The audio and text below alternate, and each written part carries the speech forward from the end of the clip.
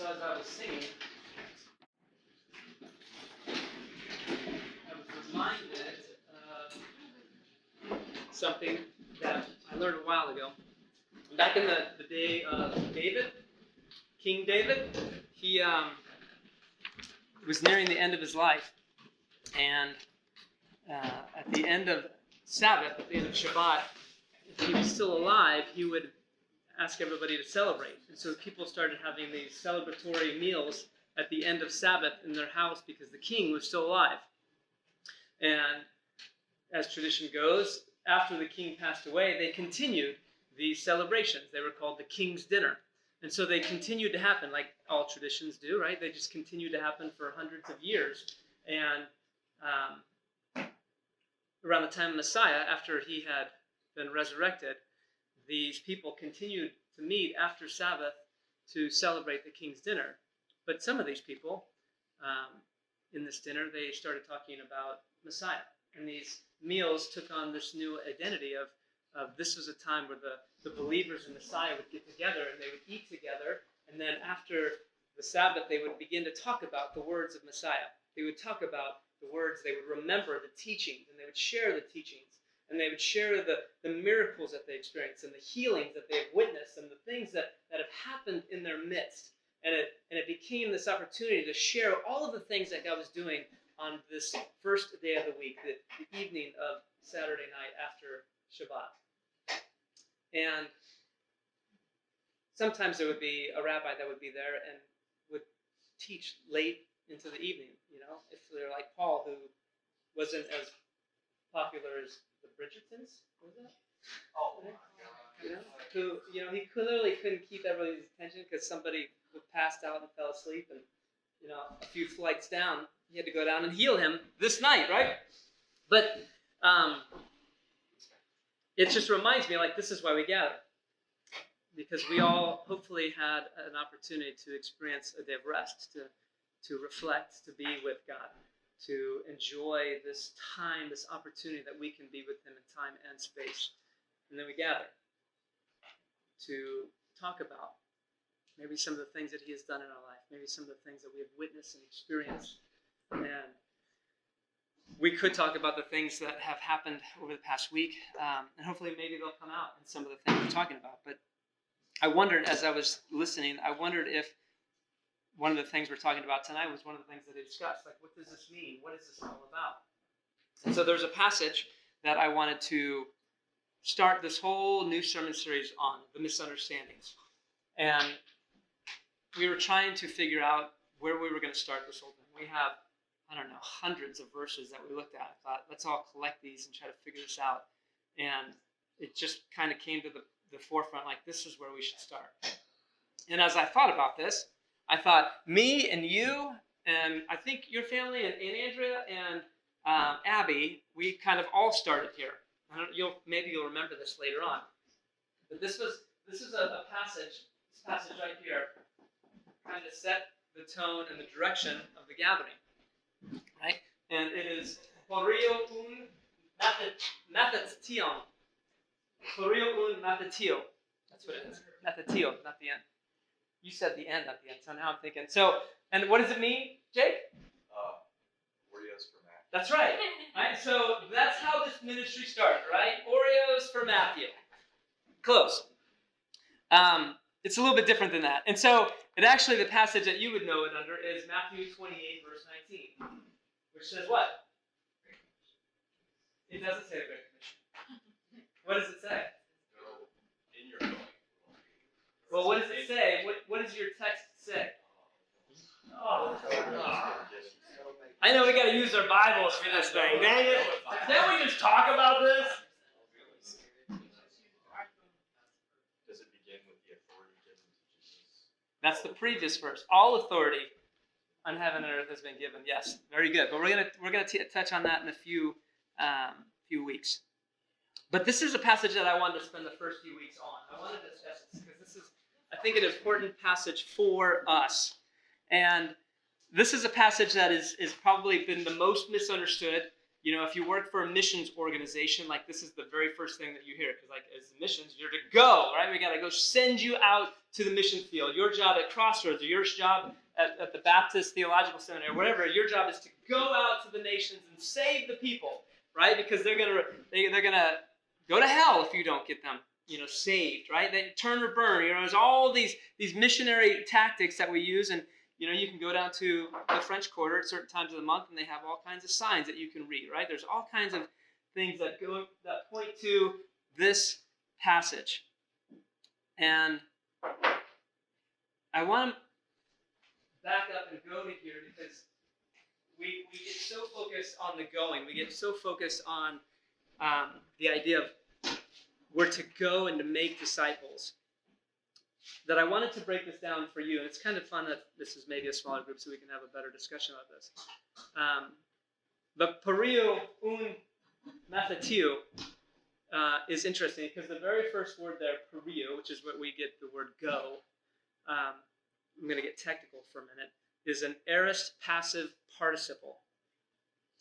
Right? So that, unless you're an English person, right? That's kind of like, what are you talking about? That even sounds Greek.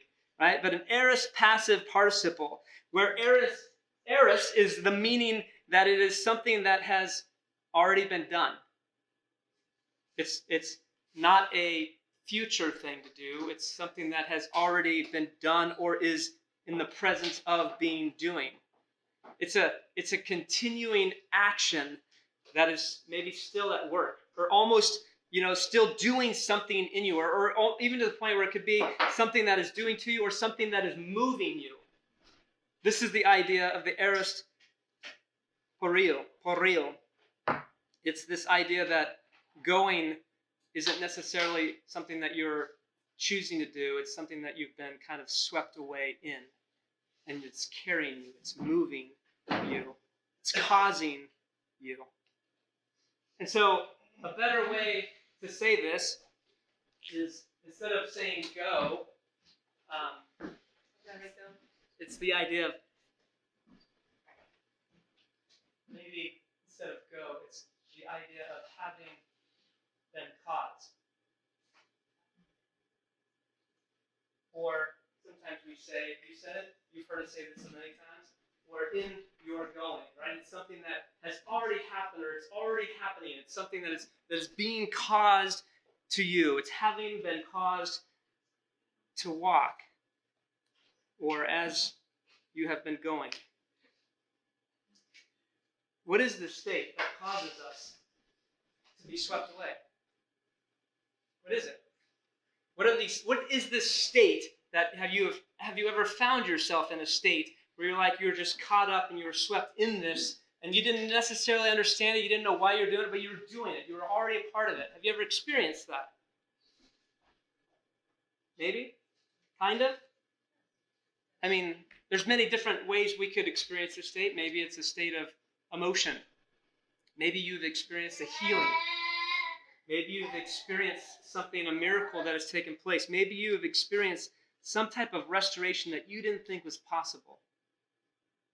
I got a text really early this morning from a friend of mine in Arizona. And she passed forward a text that came to her. And it was a friend of mine one of the musicians that was at CCV, was a phenomenal musician. And he was trying to do music very similar to what you guys were doing. Right? He put out some songs and some EPs. And he's actually had some songs that have been really big. And for the past 9 months, 6 months, his wife has been struggling with cancer. And they didn't think she was going to make it. And so we've been praying for weeks and months. And I woke up this morning to a text that said, that his wife went in and had surgery, and the doctor thinks that everything is clear. The next CT scan should be clear, and that there should be healing taking place. Miraculous. And it began my day, it just kind of, that's what started everything for my day. And it focused my attention on God, and it focused everything about this is amazing. How can you not celebrate when you hear news like this? So sometimes we can be swept away emotionally. Sometimes we can be swept away intellectually. Sometimes there are some people that I know, me included, like I get swept away in the text, into studying, into digging in. How can this be true? What does this mean? And I get caught up in this feeling or this intellectual idea, like, well, I have to figure this thing out. And it moves me in a direction. And sometimes it moves me to action because I've thought of something differently, or it's opened my mind in a different direction. Or sometimes we have a state of experiential state where the community that we're a part in, I feel something, we just start doing something. Maybe we're serving in a way that is just like the whole day just went by and I did it together. I didn't even realize the day is gone. But it was awesome. There's something that happened in that day that caused me to have this state and to just be walking in a direction. But it's interesting about this is Yeshua didn't speak Greek. What did he speak?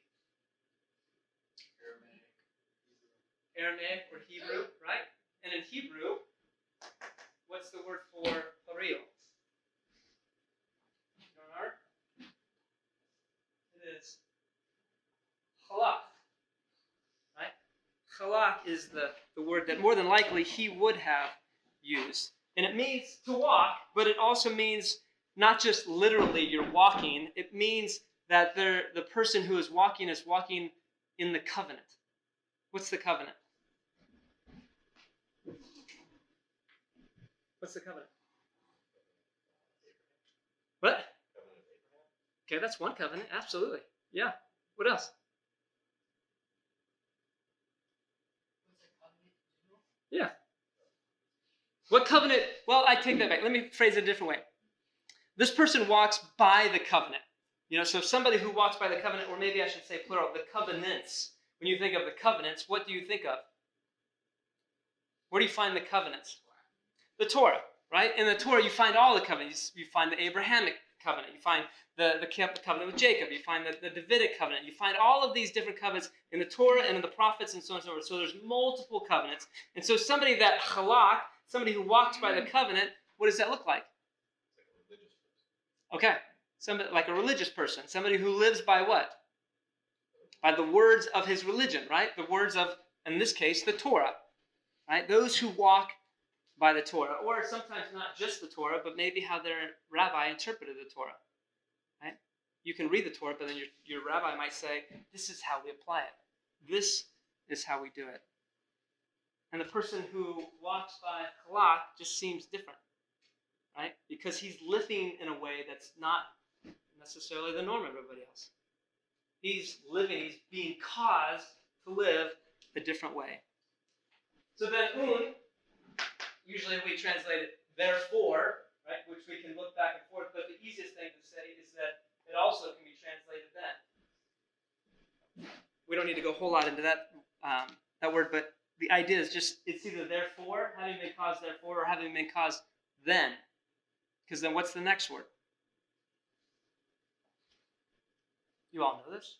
What's mathatio? Right. It's a disciple. Right? That's where we get the word disciple. What's a disciple?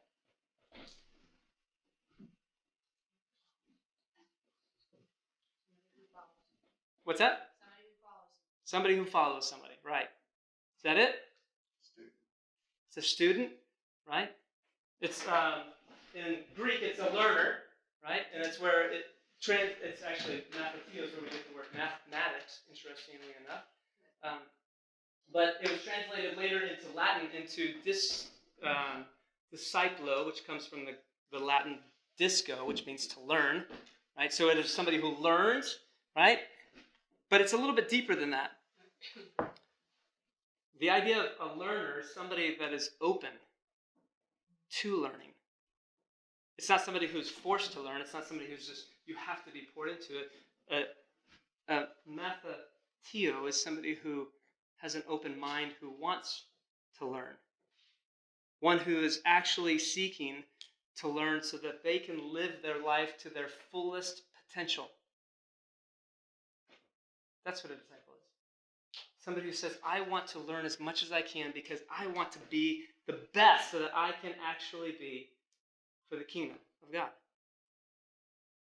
Discipleship was very similar in ways to like an apprentice. Like if you're in construction, right, you understand maybe what an apprentice is. You teach somebody, this is how you do carpentry. You don't give them a book. I mean, I guess you could give them a book, but that's not real apprenticeship. Apprenticeship is like you take them, you show them how to measure, you show them how to use a square, you show them how to cut, you show them how to put the edges together and how to mold this door frame together. You teach them all these things, and then you watch them do it so they do it just like you. That's what a disciple looks like. A disciple would go wherever their rabbi went, do whatever their rabbi did, say whatever their rabbi said, the way that they said it, and he would understand how to live his life just like his rabbi did. His goal was to be an exact copy of his rabbi. And this was an important thing because a rabbi was one of the most important people in your community. Unlike today, where we think of the most important people in our community are who? Right, with the parish president, the sheriff, the county assessor, who are the most important people, right? Well, those are the first people we think of. But in these days, in the biblical days, the most important person was the rabbi. Because it was the rabbi that did what? Taught people how to come closer to God. That was the most important thing in life. And in fact, if your children got picked by the rabbi to say, I want them to come follow me, I want them to walk with me, there was an ancient prayer, there was an ancient blessing that would say, may you be covered in the dust of your rabbi.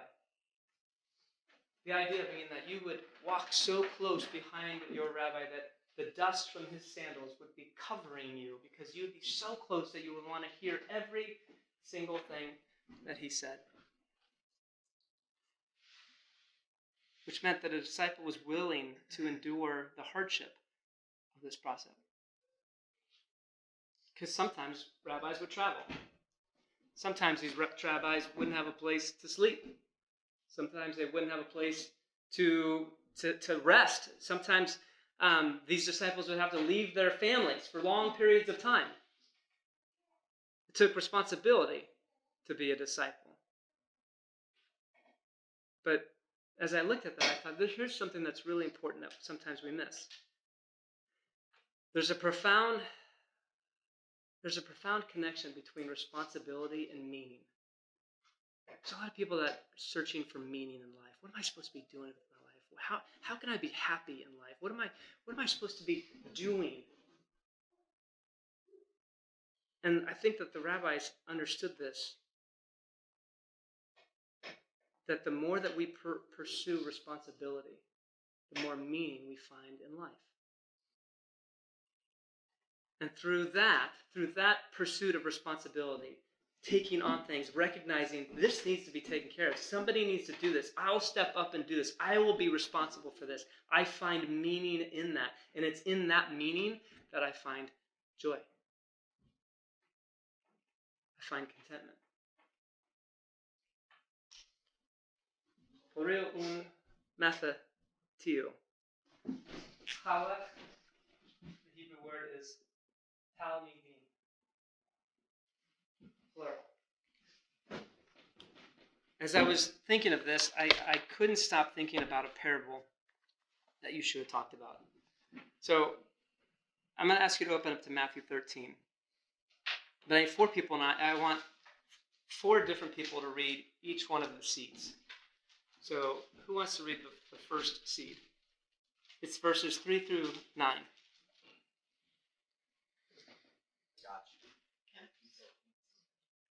What's that? I can read You got the first seed? You got the second seed? What'd you say, Matthew? What? 13, 3 through 9. You got one? You got the third one? Great. And the fourth one? You got the fourth one? Sure. All right. So what's the start it off, verse 3. Who's the first one? Good. Okay. Then he told them many things in parables, saying, a farmer went out to sow the seed. As he was scattering the seed, some fell along the path, and the birds came and ate it up.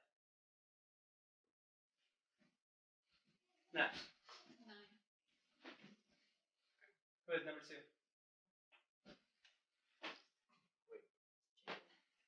number 2. I thought it was 3 through 9 and then 9 through. No. Your second one. Second seed. Gotcha. Okay. Some fell on stony places. They did not have. Oh wait. Yeah, that's right. That's right. Okay. Some fell on stony places where they did not have much earth, and they immediately sprang up because they had no depth of earth. But when the sun was up, they were scorched, and because they had no root, they withered away. Third. And some fell among thorns, and the thorns sprang up and choked them. Other seeds fell on good soil and produced grain, some 100-fold, some 60, some 30. He who has ears, let him hear. What's the problem with the first seed? Or actually, let me take that back. What's this parable about?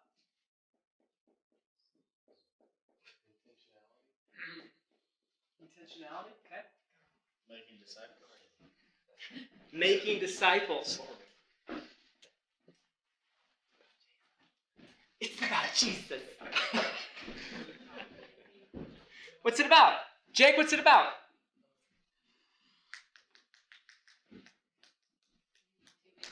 I would assume it's about like evangelism. Okay. Anybody else? You want me to give you an answer? If you know it, no, I don't want you to go. I want somebody. You've already heard me say this. Wes, what's this parable about? What if he just knows it? I'm sure. Well, he could just know. You're right. Go ahead. It's about knowing, like, where you're supposed to throw the seeds everywhere. That there's only a couple of few that Still not there. actually take it. Okay, interesting. And when they do, you gotta make sure you're there. You got to make sure you're there. Okay.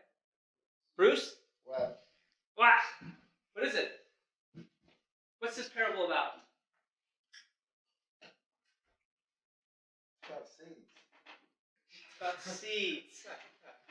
A lot of times that's what we focus on, right? That was most of the answers. The answers that we typically focus on is the seed. But it's not about the seed. It's about the soil. The parable of this story, the main point of this entire parable is about the soil. Because then when he goes to verses 19 through 23, start Deborah, what is yours about? 19 through 20. Just yours, your seed alone. Is your seed number 1? Right. Yep, read You your want me seed. to read this? Okay. Listen then to what the parable of the sower means. When anyone hears the message about the kingdom and does not understand it, the evil one comes and snatches away what was sown in their heart. Right. This is the seed sown along the path. So what's the problem with the soil? What is it that keeps the seed from planting, right? The devil comes and snatches it because what? Because they didn't understand. What causes us usually to not understand? How often does pride get in the way of listening? Cognitive dissonance. I already know this. I don't need to listen to this. Or we think we already know. Or how much does our pride, like, I'm not listening to you. What do you know? Right? I already know this message. Or I already know this thing. Or I already know whatever. Or I could help and I could serve, but, is it really going to do any good? Because, those people don't need it. So it could not just be pride, it could be judgment. A lot of times there are these things, the soil that the seed hits is our heart. Is our heart open to this, or is the pride and the judgment of our life blocking anything that God is trying to plant in us? Second seed. But he who received the seed on stony places, this is he who hears the word and immediately receives it with joy. Yet he has no root in himself, but endures only for a while. For when tribulation and persecution arises because of the word, immediately he stumbles. Man, this is the January 1st. I'm going to get in shape. I'm going to work out. I'm going to eat right. and I'm going to lose body fat, and I'm going to be down 8% by July, man. I'm in a great shape for the beach, and it's going to be awesome. And then 2 weeks later, you're like, man, this food sucks. Man, I hate getting up early to go to the gym. It's too hard. Do I really have to do this? Yeah, it's a great idea, but is the beach really that important? You know, I'll just accept myself for who I am. Maybe the part of this problem that goes along with discipleship is the fact that we lack discipline. We lack maybe character. We lack devotion. Maybe we lack the things, the values that say, no, this is important to me, so I'm going to do whatever it takes to get it done. Depth. We lack depth.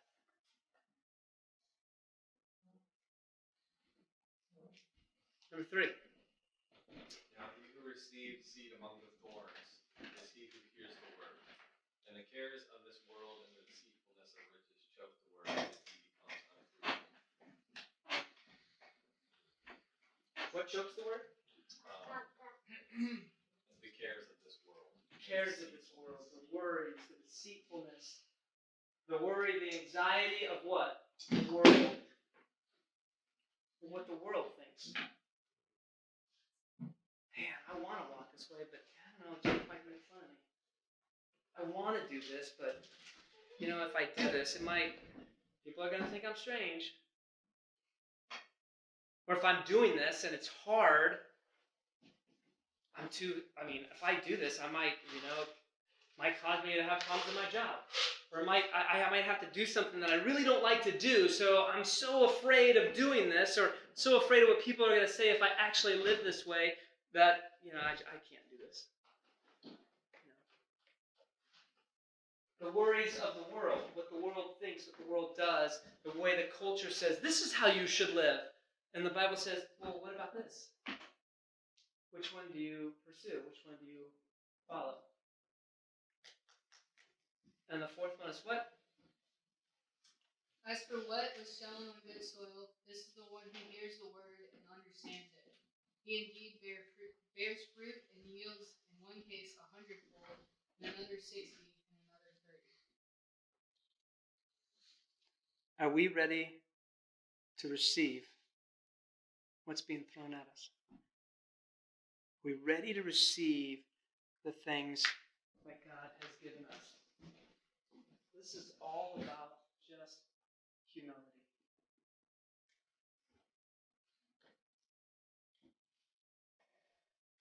You can't receive anything without humility. Nothing will grow without humility.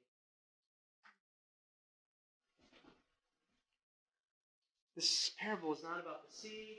It's not about the production that it makes. It's not about the numbers. It's all about your heart. Rio un natatio. Have you been caused then to have an open heart, to follow after your rabbi, and to live as he has called you to live? Or are you prideful and you're just unwilling to hear it? You lack depth and discipline that you can't follow through. Does the world influence you more than your rabbi?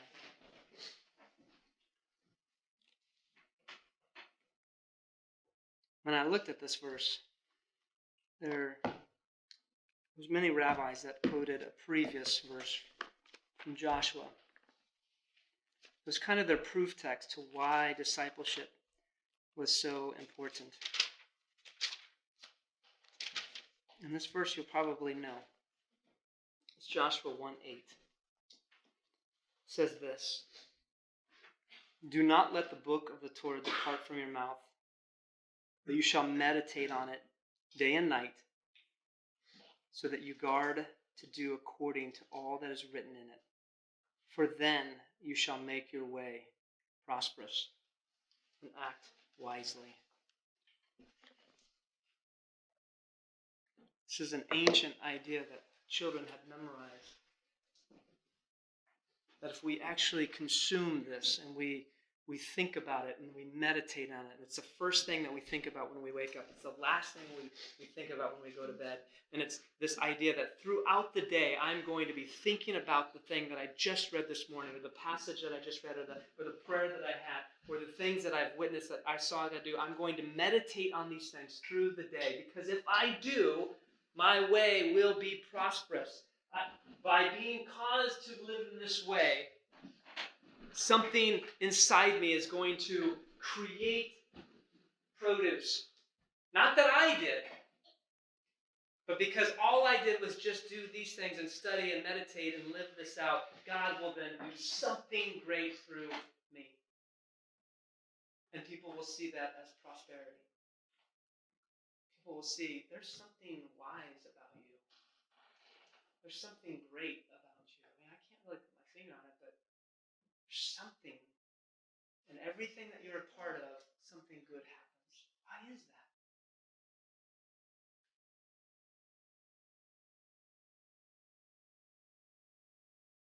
So the whole point of this Horio Mathatio is really, what soil do you have? What soil are you? Because the rest of the passage doesn't mean anything until you figure this part out. It's pointless. So, and probably the hardest thing that all human beings struggle with is humility. So where do we humble ourselves? Where do we need to step back and say, forgive me? Where do I need to open my heart, open my eyes, open my ears, and allow somebody else to speak into me so God can speak to me? And that's an amen. You're right. So yes. So, questions, thoughts?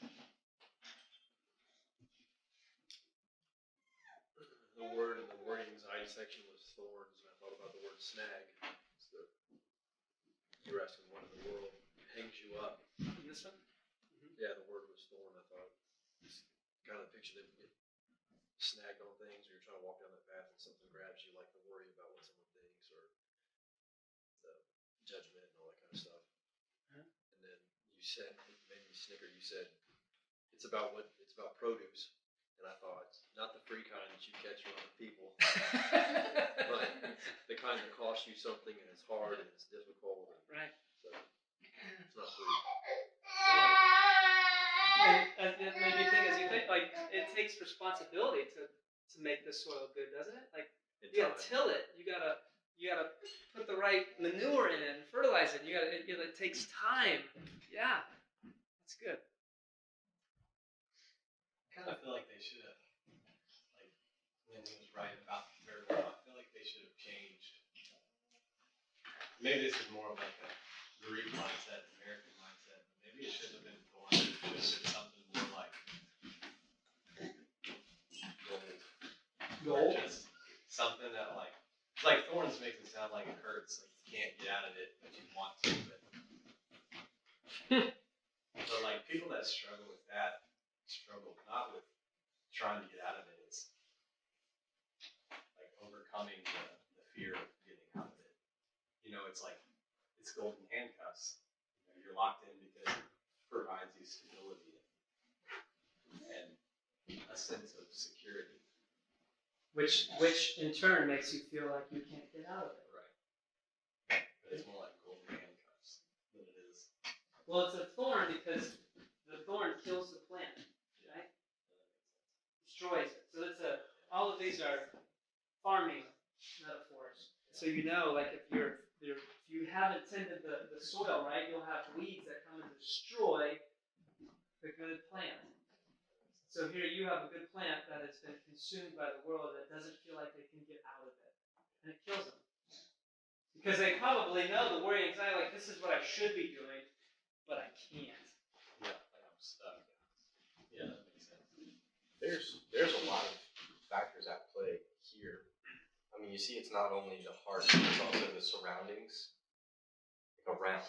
You know, you have the thorns that can be like similar to the idea of a person that wants to change, wants repentance, but then it's like they're surrounded by people that they've always been surrounded by. And that's really difficult. Right. Like telling your family, telling your people, I want a different life. I'm not going to be hanging out with you guys anymore. And so, like that surrounding thing, something I noticed too with humility, the good part. Not only is it surrounded by those people, but it's also like whenever you're farming, you have to break the ground. And having to do with our heart, oftentimes good seed like isn't going to be planted unless we're broken. Typically, God's going to use that brokenness in order to teach us.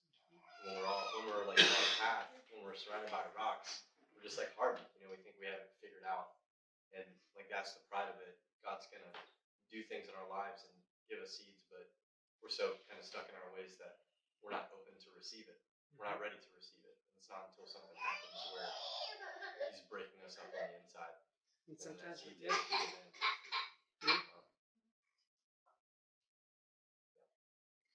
Yeah, but the proverb says pride comes before the fall. Right? And I learned that pride is a choice. Right? Sometimes the hardest thing to do is to just be humble and say you made a mistake or you did something wrong. And I've learned in all these leadership classes I've been teaching is that our first response typically when something goes wrong or something happens to us, that pride kicks in, and we learned this from Genesis 1, right? What happens when something goes wrong? To Adam. He blew it. What's the first thing that he does? Blames, right? It's not my fault. It's your fault. Right? He goes, it's not my fault, it's her fault. And it's not just her fault, it's your fault for giving me her. That's our nature. That's our typical nature. We typically would go back to that pride of, it's not my fault, right?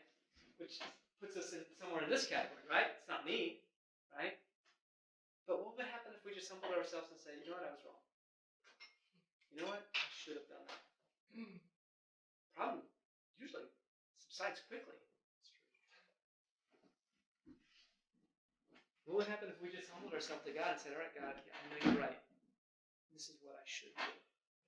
Instead of arguing with God and say, well, I justify it. It'll be okay if I do this one time. We do that. But here's the other thing I started with, right? Community. It's hard. Nobody can do this walk on your own. This is done with people. This is done with community. It's not a solo Lone Ranger thing. That's why this is a plural word, Talmidim. We. Good question. Statement. Anybody else?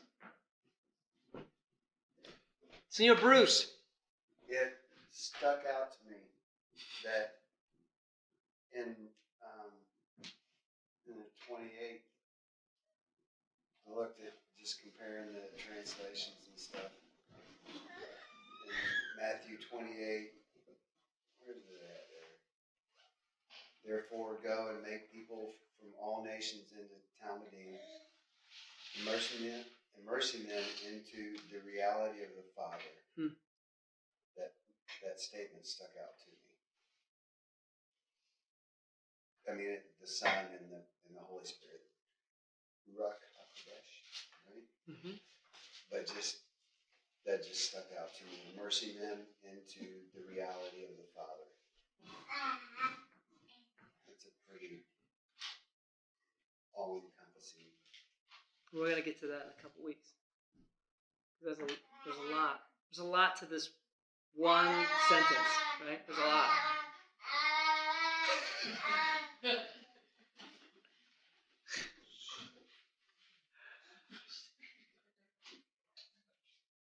You want to pray us out?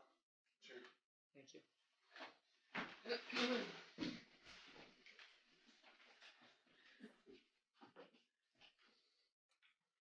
Well, I got thanks for the gift of life, for all that that entails. We give you thanks, Lord, for your provision for this past week, for your rest, for this Shabbat, for it's a time to change gears and reflect and relax a little, hopefully. Lord, I pray that we would be pleasing to you this day. Lord, that you would prepare our hearts for what lies ahead in this next week. Lord, that we may be a light in this community, continue to be a light, and bring you glory in all that we do. Father, we look to you for counsel, for sure. And prick our hearts.